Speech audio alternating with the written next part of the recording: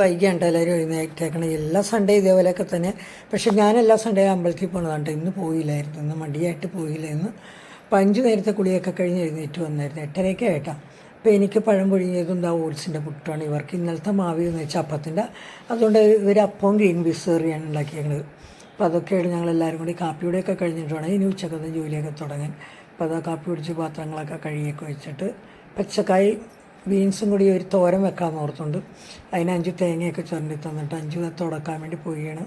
അടിച്ച് തുടച്ചിട്ട് വരാം. അപ്പം ഞാനും കുളിച്ചിട്ടൊന്നുമില്ല, എനിക്കും കുളിക്കണം. അപ്പം ജോലിയൊക്കെ ഒരു ഇതായി. അപ്പം 5 കുറച്ച് സാധനമൊക്കെ ഓർഡർ ചെയ്തിട്ടുണ്ടായിരുന്നു. അപ്പം ഞാൻ ചോറൊക്കെ ചരിച്ചിട്ടിട്ട് വേഗം പോകാമെന്ന് ഓർത്ത് അതൊക്കെ ചരിച്ചിട്ട് ഞാൻ പോയി കുളിച്ചിട്ട് വന്നപ്പോഴത്തേക്കും അത് 5 സാധനങ്ങളൊക്കെ ഉണ്ടാക്കാൻ തുടങ്ങണമായിരുന്നു തോന്നുന്നു. അപ്പം 5 ഞാൻ കുളിച്ച് കഴിഞ്ഞ് വരാൻ നോക്കിയിരിക്കുകയായിരുന്നു. അപ്പോൾ അതിലോട്ട് വെച്ച് തരികയാണ്. പുഡിങ്ങാണ് കേട്ടോ അത് വെച്ച് ഉണ്ടാക്കിയേക്കണത്. നല്ല ടേസ്റ്റ് ഉണ്ട്. അപ്പം ഞങ്ങളെല്ലാവരും ഓരോ സ്പൂണൊക്കെ കഴിച്ച് കഴിഞ്ഞിട്ട് ഇനി ഉച്ചക്കത്തെ ഊണപ്പം ചൂടില്ലാത്തവരുടെ അനക്കയിലെല്ലാം ശൂന്യമായിട്ട് അടയ്ക്കണം അകത്തൊക്കെ. അല്ലെങ്കിൽ ഇവർ ഓടിക്കളിക്കണമായിരിക്കും, നല്ല ഒച്ചപ്പാടും ബഹളമൊക്കെ ഇരിക്കും. ഇത് 2 മണിയൊക്കെ ആയി. എന്നാലും ഞങ്ങളിന്ന് ചോറ് ഒത്തിരി വൈകിയായിരുന്നു. ഇങ്ങനെ ചോറൊക്കെ തിന്ന് ഇനി അടുത്ത